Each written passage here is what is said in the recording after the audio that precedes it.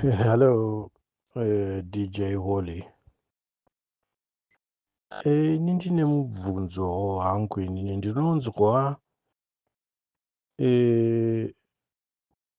vanozviti vana mambo mune mutapa.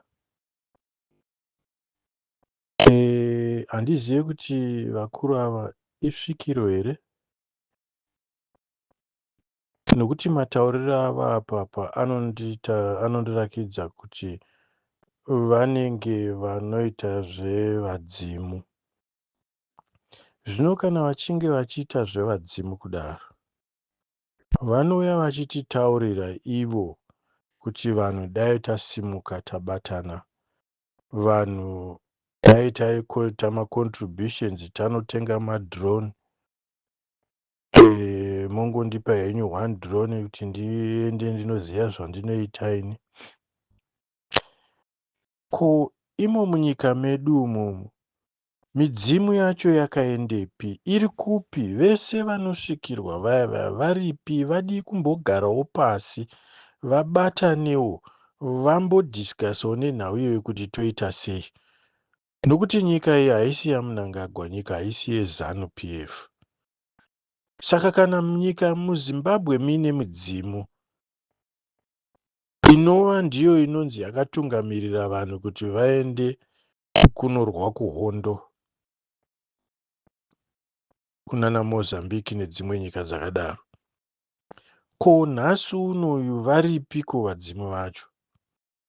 Kana paine vanhu vakaita saivana munhu mutapa iva vanobuda vachitaura apa, vadiwo kuoganaizawo vaunganewo ivo voitawo meeting yavo ivo sevadzimu wese anonzi ane mudzimu ane svikiro muZimbabwe, vamboongororawo kuti zviri kufamba sei. Kana vachirwaka vochirwaka semurwiro wavaiita kare ivo, nokuti midzimu imhepo midzimu imhepo, haisiri yekuti unorwisana nayo nepfuti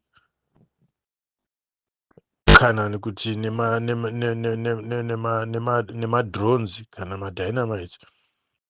Ivo influence yavo ivo sevadzimu vacho vari kudii kumbopindirawo? Havasi kuona here kunetseka kuri kuita vanhu muZimbabwe? Havasi kuona here kuti nyika yavo yapambwa? Havasi kuona here kuti vanhu vavo vari kushupika? Vadii kumbogarawo pasi vambotaura nezvozvo? Dai mandibvunzirawo kuna vamunhu mutapa.